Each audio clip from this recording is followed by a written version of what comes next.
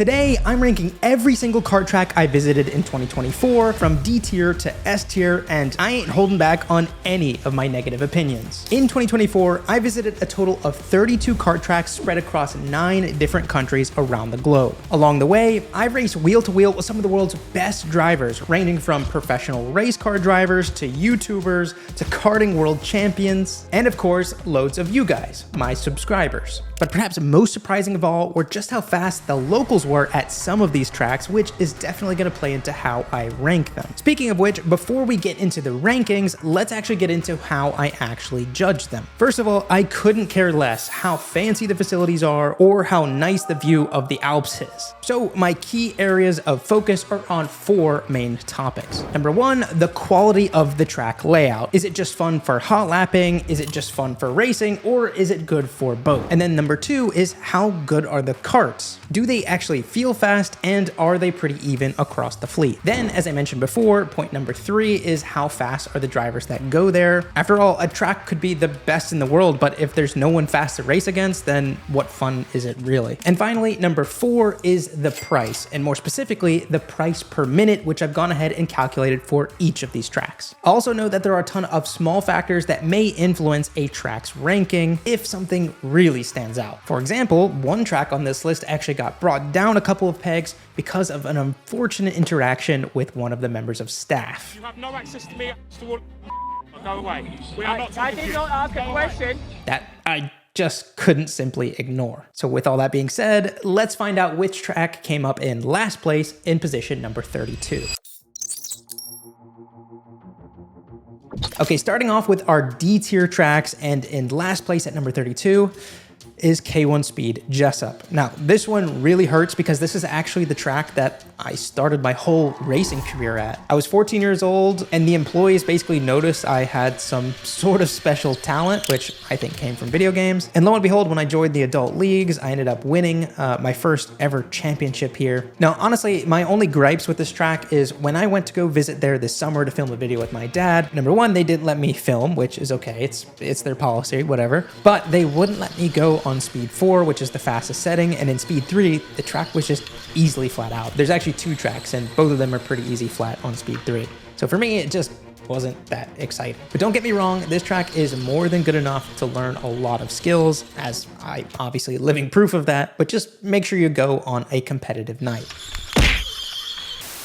Honestly, I think that's a testament to how good the tracks are on this list, because I purposely tried to avoid tracks I didn't think were going to be interesting, so it's only getting better from here. Moving on to number 31 is Surbiton Raceway. This is a track in the UK, not far from London, and if you've seen the video I did here, you'll know that I lost a race for a very strange reason. Essentially, it was semi-wet, so I was using a lot of the inside curve in turn 1, and because of that, the race timing system just basically didn't pick up loads of my laps, and I wasn't the only one either. Yeah, look at that, Cameron. Look, wait, what was 52. Okay. So no transponder on that one. Yeah. Definitely no transponder. Oh my God. But effectively, that took me from first place down to 8th, and the staff didn't do anything to resolve that. So made for an interesting video, but that's honestly pretty frustrating. The track itself, though, is what really matters, and in this case, there's really only like 4 real corners on the track. Also, another thing against it is that the karts were not very even. Some karts had way more power than I had, and that seemed to be a problem with some of the other guys I was racing with as well. So on the kart parity front, can't really give it top marks. And in fact, in this case, I gave it D tier. Moving on to number 30, this one isn't actually technically a kart track, but it is a very interesting form of karting. This is Street Kart Shibuya, which are essentially street legal go-karts that you can drive in central Tokyo. I did this with my girlfriend B, and we actually did have a pretty good time, but honestly, the cost is what really takes us down a couple of pegs. This was by far the most expensive karting related thing we did in Japan, and it's clearly a bit of a tourist trap. The reality is you're not really driving around a huge area, and there are areas you're gonna end up walking around anyway, so it's not like you really see anything different. So if I had to give any advice, I'd say save your money and do not go here under any circumstances. If you hate money, I definitely recommend going here. Moving on to number 29 is Ring Kartbahn, Nürburgring's own kart track. Now this one really caught me by surprise because you just expect the Nürburgring to have just the best kart track possible, right? But actually, in reality, what we have is a very small indoor track with no elevation changes, no ramps, nothing. It's just as simple as it gets in terms of indoor karting. Now, on the plus side, they had these Remo electric karts, which is a German manufacturer, and they end up actually being very interesting to drive. They're very positive on the steering, on the initial turn-in, and then they get a little bit understeery after that point. But for me, they drive a lot more like race karts or like real-life formula cars than they do like your typical rental karts. But the layout was just really disappointing and actually very hard to overtake on. The footage you're watching, I'm racing against YouTuber Suelia Almeida, and we basically couldn't overtake each other no matter who was in front or behind because there's just nowhere to do it. So for that reason, it ended up in C tier. Moving on to number 28 is Rush Speed Arena in Sicily, Italy. This track really caught me off guard because while I was in Sicily, most kart tracks that I was looking at on Google Maps looked honestly a little bit run down. But then when this one popped up, I was like, wow, I don't think I've seen a kart track with this level of facilities in a long time. Now again, I don't really care how fancy or shiny it looks, but the fact that it's both indoor and outdoor was pretty impressive, and it has some pretty amazing elevation changes. But on the downside, the karts were very underpowered and they had a very low top speed limit. So the whole outdoor section, you're basically just driving around in cruise control.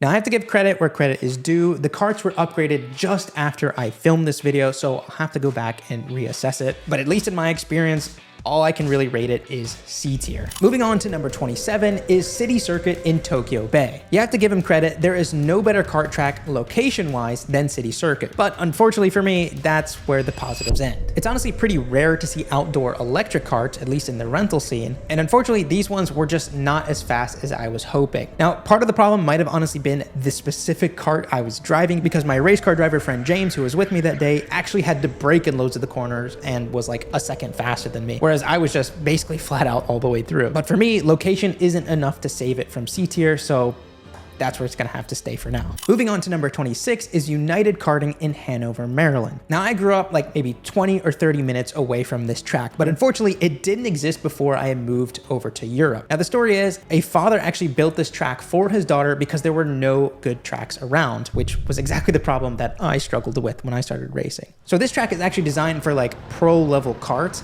and you definitely feel that when you're in a rental. It's very fast, it's very flowing. There's actually elevation changes even though it's technically a parking lot track. And it's honestly pretty fun in a road tax, which I have driven there before. But in a rental kart, it's mostly flat out and there's not a lot to it really. There also are fairly big differences between the karts engine-wise, which of course is always a factor in rental karting, but it's a little bit outside the acceptable window for me personally. I think honestly, these karts are well suited towards novices, like my dad, for example, who was in the video I shot there earlier this year. For him, he can't really extract all the performance out of the kart, so he's still having to brake for corners. But if you're a more advanced driver, you're gonna get a little bit bored with those karts fairly quickly. So for that reason, it's in C tier.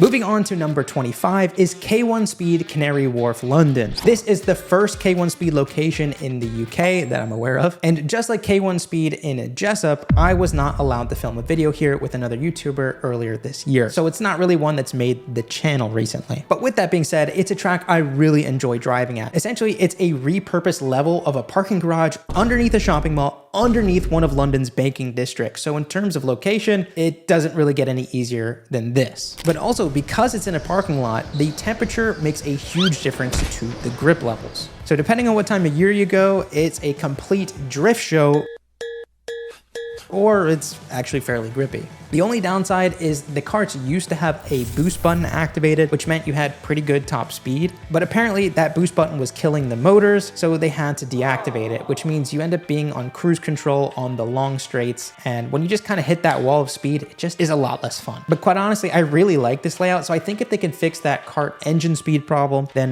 this one could get bumped up to A tier. Okay, moving on to our first French track on this list is Mountain Karting Les Carreaux. I know, my pronunciation is atrocious. Again, this isn't your typical type of karting experience. This is downhill off-road mountain karting in what is essentially a trike. But I have to say, I really enjoy doing this. These cars obviously don't have an engine behind them. It's all about gravity. But what's really interesting is it has a left brake and a right brake for each of the rear tires. So you actually do most of your steering by managing those brakes. Out of any of the tracks on this list, this is definitely the one you're most likely to get hurt on. Oh, no, no, no. Oh, you okay? Yeah, I'm okay. But I think that's also why it's so much fun. Coming in at number 23 is F1 Drive London. This is one of the most controversial tracks on the channel. Now, this track is actually the 5th most expensive one per minute on this list, and I think that's really the biggest thing against it. F1 Drive is actually Formula One's first licensed go-kart track, and it's inside of a football stadium in London. And because it's F1 licensed, it does have a couple of unique features that really don't exist anywhere else. For example, it has a very advanced steering wheel system, which shows you tons of pretty accurate and relevant information. And also, you have 2 buttons on the steering wheel, one for a simulated ERS boost and one for a DRS boost, which actually works just like an F1. You have to be within 1 second of the cart in front of you through a detection zone, and it really is a game changer in terms of race strategy. I shot 2 videos there this year, and both of them were a blast. However, in the open session that I did, there were a ridiculous amount of yellow flags to the point where it almost wasn't fun anymore. Yellow again.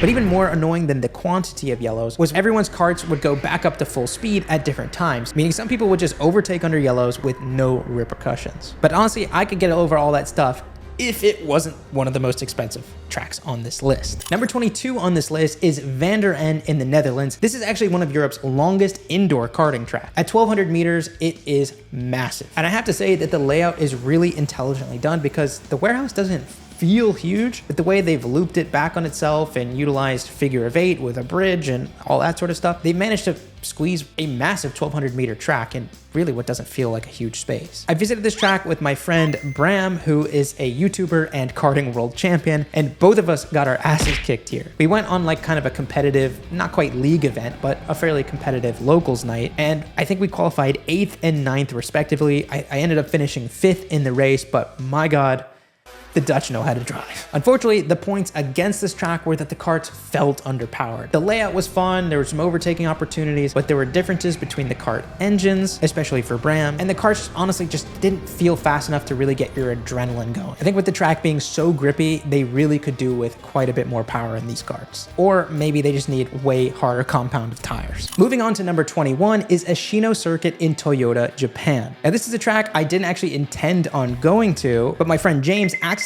discovered it when just zooming around on Google Maps. But I have to say the track was really well kept. It was super busy with the race kart guys, and the curbs definitely felt more FIA grade than pretty much anything else on this list. Super smooth. It really felt like a race car track, like an F1 level race car track, which is pretty rare to see for karting, especially tracks that have rental karts. But unfortunately, there were big differences between the kart qualities. James ended up getting a great kart that had good power and it turned in both directions really sharply, but if you look at my onboard, I could turn right really well, but I couldn't turn left at all. Now the differences in engines I can kind of understand because like there's not much the track can do about it, but when it comes to chassis setup, that's something that really should be addressed. So for that reason, I had to knock it down a couple of pegs. Moving on to number 20 is VIR Karting in Virginia. Now this kart track is right inside the esteemed Virginia International Raceway, a racetrack that I think needs no introduction. It's simply one of the best in the world. And perhaps to no surprise at all, the kart track ended up being just like the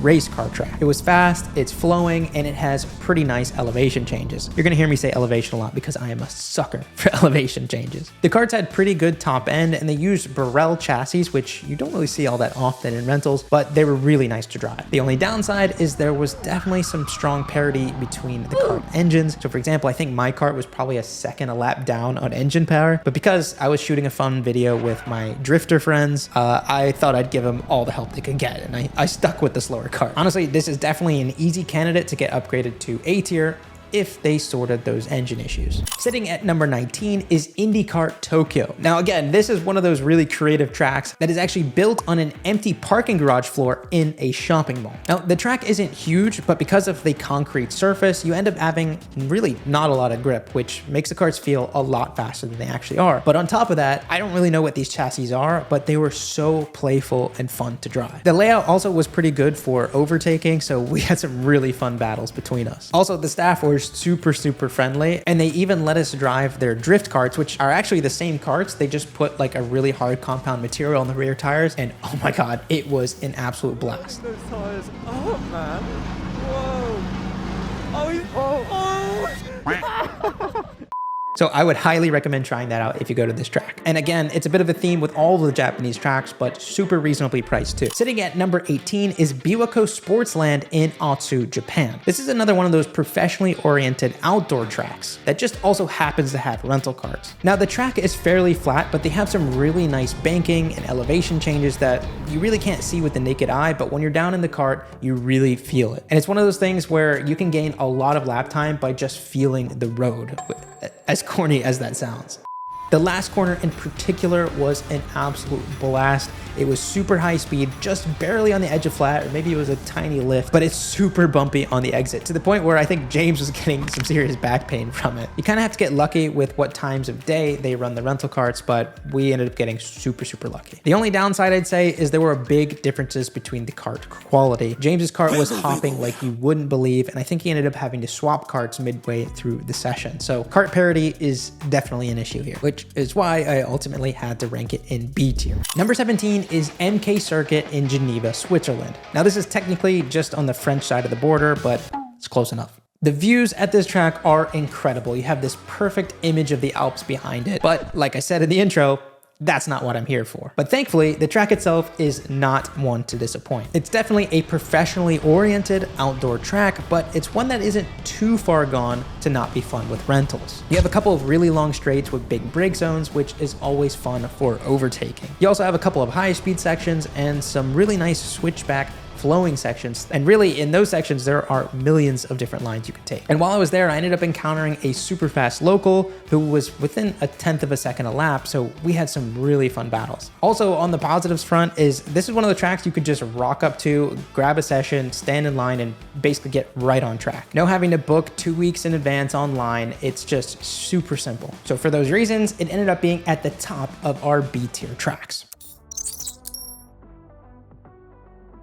Sitting at the bottom of A tier at number 16 is Ice Kart Rushfen. This is just one of those super unique experiences. I think everyone has to try at some point. Driving on ice really is its own thing. It's sort of similar to driving in the wet, and it's sort of similar to driving on just greasy conditions, and it's sort of similar to just driving on like a low grip type of concrete, but it really is just on its own. Having treaded and studded tires massively changes the way you have to drive the kart. You have a huge slip angle window and it essentially looks like you're drifting around all the place, but somehow the kart is still driving forward.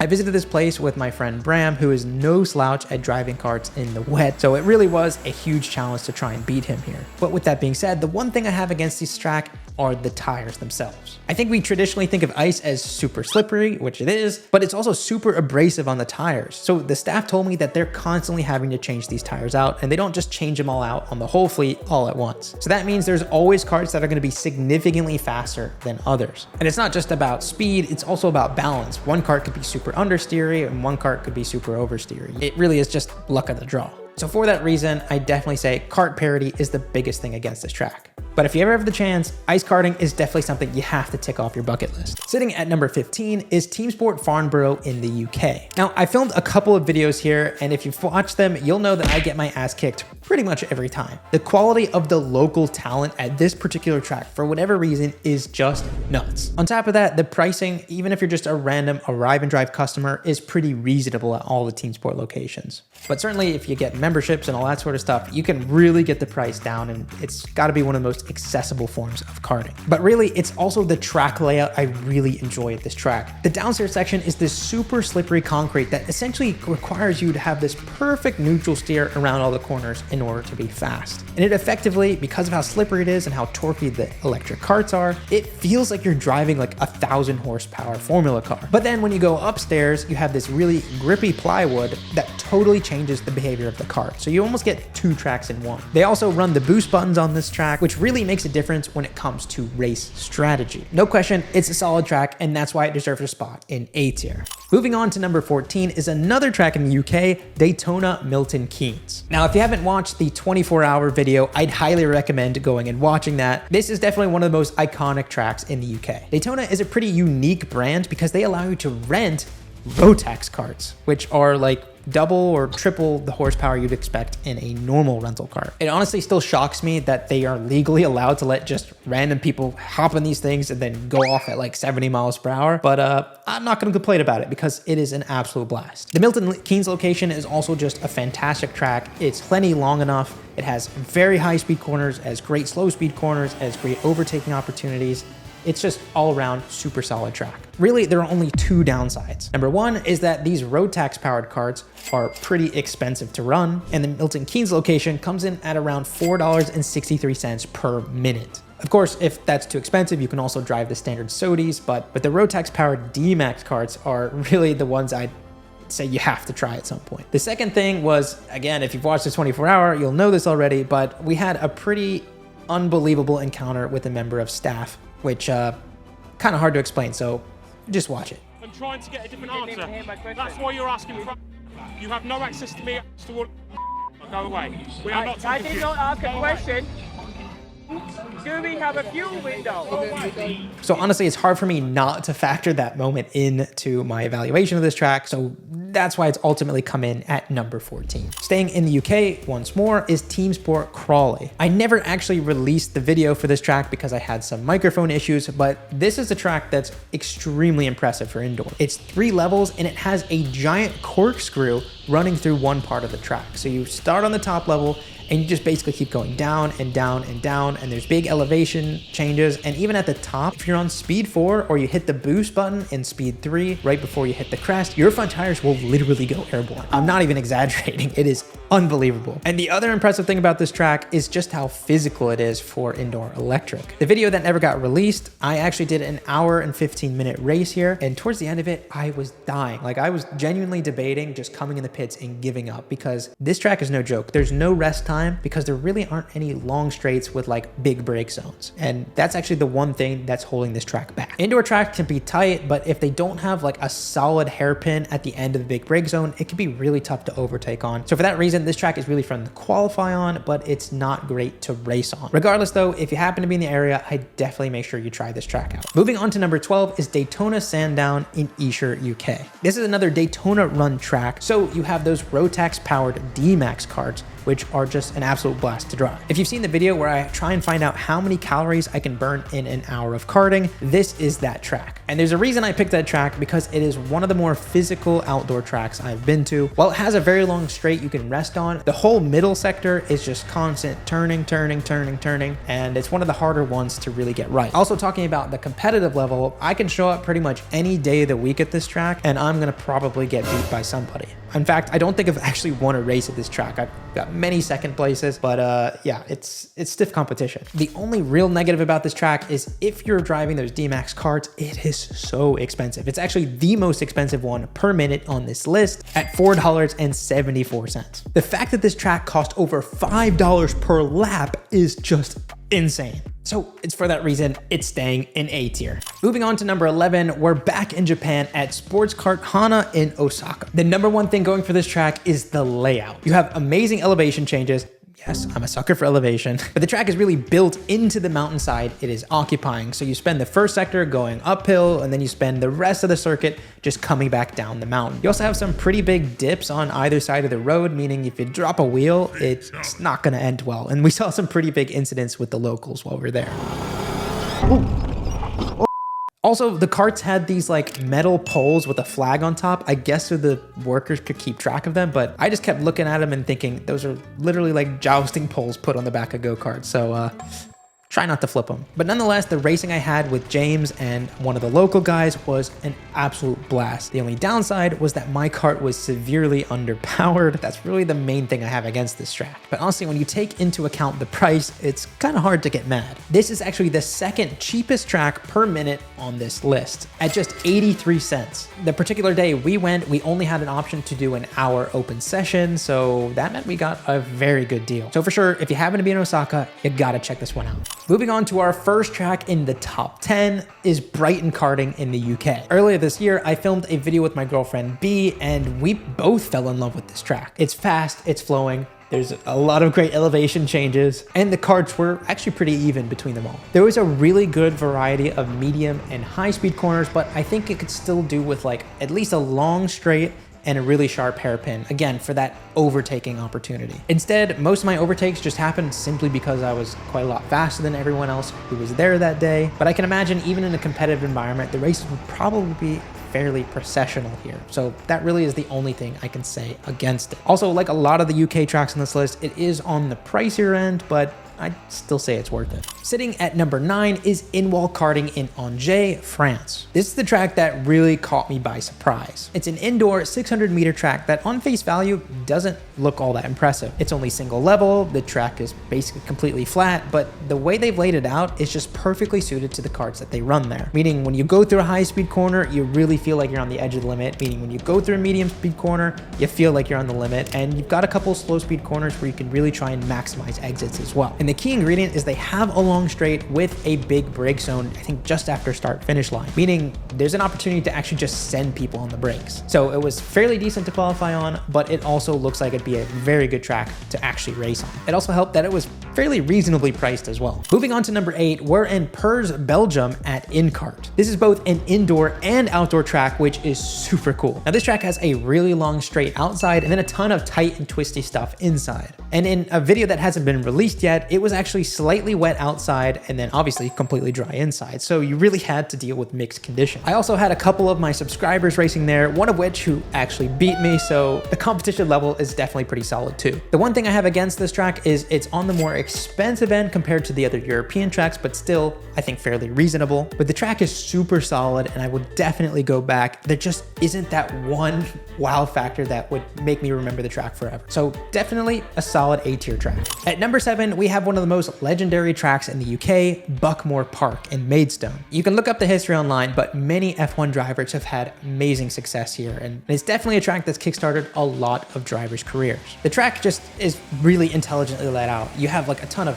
very high-speed corners that are honestly take a lot of guts to be quick in, but you also have to be pretty technical because of the elevation changes. You've got this really downhill sweeping S section where there's several different lines to take, and it really is going to depend on track conditions and where the rubber is and all that sort of stuff. So to be fast here, you really have to be on your A game. And there's no better proof than that than my result at the Kart Race of Champions earlier this year. And it's not just on competitive events like that. Sometimes when I show up for a ride and drive or more local events, and the quality of drivers that show up here are no freaking joke. It's definitely on the pricier end of this list, but it's definitely worth it, especially considering the Sodi karts you get to drive have the 390cc engines, which are fast enough. The only downside I can really say is that there are some kart parity issues at Buckmore with the latest fleet that they purchased, and if you need proof of that, then definitely check out the Kart Race of Champions video. Before we get into the absolute best tracks, my S tier picks, you're probably wondering how I was able to go from rental karts straight into professional race cars. Or how this year I've managed to beat karting world champions, national champions, professional race car drivers, you name it. Well, it all comes down to the techniques I've developed over the years to reduce the cognitive load while driving. I've packaged all the techniques I use on a daily basis into one cohesive video course, the Karting Handbook Driving Dynamics. It features over 30 lessons of detailed instruction with the sole purpose of making you a faster rental karting driver. It's already helped hundreds of drivers shave seconds off their lap times, and until the new year, you can actually take advantage of a 40% off discount with code XMIS24. Don't waste your money aimlessly putting around an expensive practice session, and instead invest in your own fundamental understanding of driving physics. And if you're on the fence, don't worry, because we have a 30-day money-back guarantee. But seriously, guys, don't wait, because we're not doing a discount this big for quite a while. Anyways, let's just get into the moment we've all been waiting for. These are my S-tier tracks of 2024. All right, the S-tier tracks. These are tracks that I'm telling you to put on your bucket list. Like, these are tracks you really, really, really don't want to miss out on if you have the chance to go. Now, by no means does that mean that any of these tracks are perfect, but they're ones that I probably had the most fun at. So without further ado, let's get into these final tracks. Number 6 is Team Sport Docklands in London. Now, the last time I drove there, these were petrol-powered go-karts, and unfortunately now they've switched to electric, which I'm not an anti-electric guy, but this track was just so well-suited to those gas karts. It's very grippy for an indoor track, especially in the upstairs wood section, and depending on the temperature, you could maybe just barely do that corner flat, but your arms and your abs would definitely suffer for it. In a video I released earlier this year, I attended this track with my friend Nazim, who now races Porsches but used to race with me in Euroformula. Now, both of us are no stranger to driving physical, no power steering race cars, but we both agreed that the steering weight at this particular track was actually on par with F3. I actually ended up getting blisters that took months to finally heal, but honestly, I'd be pretty surprised if the new electric karts have the same effect. So for now, I'm leaving this in S tier, but I'll have to drive it once again to see if it gets downgraded. Moving on to number 5 is Atlanta Motorsports Park in Georgia. Now this one might come as a surprise to you if you guys saw the Gran Turismo in real life video, because when I drove these karts, the kart I got actually didn't really have any brakes at all. In fact, I had to pump the brakes 3 times before they finally worked. And on top of that, my engine actually died on the race start. But despite that, I'm putting it at number 5 on this list because the track itself is unbelievable. At one point in the track, you have a 4-story elevation drop, and then you go straight back up again, I think about 3 stories. So the elevation changes are just unmatched to any other kart track in the world, probably. Now, this track is definitely more suited towards pro-level karts. In fact, they actually have a longer version that they run for the pro karts, but I still had an absolute blast in the rentals. And if you've actually ever seen a shifter kart onboard here, the karts actually go airborne when you go over that crest, so I don't think there's any other track like it. I've also heard that the track has completely updated their fleet of rental karts, and I've been told that they're actually pretty decent. So I'm not gonna factor that into my S tier judgment now, but I have a feeling this track is only going up on this list when I finally get to try the new karts. Okay, number 4 is Big Bang Yokohama. At first glance, this track probably looks super simple and maybe even boring, but I can say from sitting behind the wheel of these little drift karts, it is one of the most fun times I've ever had in a go-kart. This was part of the Japan karting series, and once again, I was joined by my friend James. Both of us being professional race car drivers, we thought we would take onto drifting super easily. And before we knew it, we thought we'd be tandeming with the legend himself you always see drifting there on TikTok. But lo and behold, it took 3 sessions before we even remotely had something resembling a tandem. You might not be going very fast, but it is so difficult. And it really puts the whole drifting thing in perspective when you see a real professional doing it right in front of you and not even batting an eyelid. And on top of that, this was by far the cheapest kart track on this list for just $3 for a 5-minute session. So you can literally just do this all day and have an absolute blast. All right, finally, we're in the top 3 tracks, and we're starting off with a track you guys haven't actually seen yet on the channel. This is Goodwill Karting in Olande, Belgium, and it's pretty unique for one major reason. This corner is the closest you're ever gonna get to the Nürburgring Carousel on a go-kart track. It is just insane when you actually drive it for the first time. Of course, in reality, it's very easily taken flat, but it's one of those corners that really just never gets old. Additionally, this track is both indoor and outdoor, and honestly, the indoor section is what really makes this track special. It doesn't look like anything special, but they've clearly designed the layout of this track to perfectly match the karts that they run. This means that whether you're in a slow speed or a medium speed or a high speed corner, the kart is just dancing on the edge of grip all the way through. So you're never really truly resting, and it really relies on bravery and skill to be quick here, which you can't honestly say for a lot of rental karting tracks. You also have like solid big brake zones, so I can imagine in a race environment, you'd have plenty of opportunity to make moves. The only downside is that if it's wet outside, then they just won't run the outdoor portion. And in our case, one of the outdoor sections was actually too wet for them to let us run on it. So we only ran on a smaller configuration of this track. But regardless, I still had an absolute freaking blast. And now for our runner-up track, this is Race Planet in Delft, Netherlands. Now we just released the video for this recently, but Bram and I were both absolutely blown away with just how physical this track was. The grip level for an indoor track was nuts, and I was actually physically sore. My forearms and my shoulders were sore the next day, which literally only happened to me a couple times in rental kart. And if you were to come to this track on a Sunday, you get a 4-story track that has about a 1:45 lap time, which I think is pretty unheard of for indoor. But even though I only drove on 1/3 of this circuit, it made second place on this list. The only downside is that these karts run on liquid propane, which doesn't have really any effect on power, but it means when they start running low on propane, the kart just progressively gets slower. And that's exactly what happened to Bram during our race. But absolutely, if you happen to be in the area, I would definitely go to this track. But definitely make sure you have a good pair of gloves because you're gonna get blisters. And finally, it's time to find out the best track I went to in 2024. Drum roll, please. Neo Speed Park in Tokyo, Japan. Literally within a couple of laps, my friends and I were blown away when we tried this track. Oh, look at the elevation. Whoa. Whoa. This is Absolutely. Oh my. Look, I'm a sucker for elevation changes, and this track had plenty of it. Similar to Brighton karting, you really had these fast and flowing sections through the elevation changes, but unlike Brighton, this track had a fairly long straight with a big brake zone, meaning when we actually were racing wheel to wheel, we could actually overtake each other. The karts also were really fun to drive. They were very neutrally balanced, and you could really drive it more like a professional race kart than a rental kart. But really the one thing against it was that there were some kart disparities in terms of engine power. But we had so much fun that I really couldn't care less. It also started raining while we were out there, and similarly to the UK, the track really couldn't care less. They're gonna let you run out in any condition, which by the way, a lot of the European and American tracks will not let you do. If you actually go and watch the video where we tried out this track, James and I are just both like gobsmacked with just how amazing the compression felt as you were going through the high speed section. This is definitely the craziest kart track I've ever been to.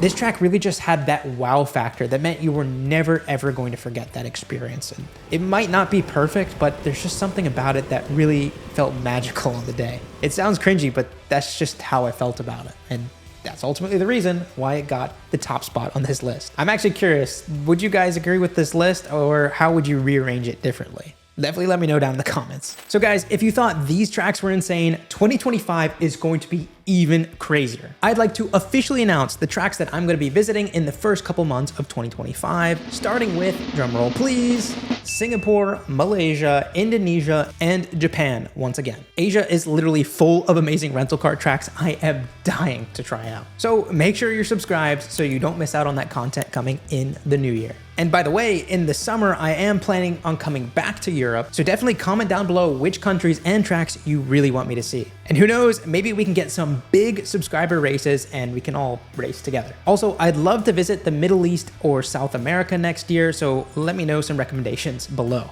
But guys, make sure you take advantage of that 40% off discount code for the Karting Handbook because it ends on New Year. And with all that being said, I guess I'll see you guys on the next one.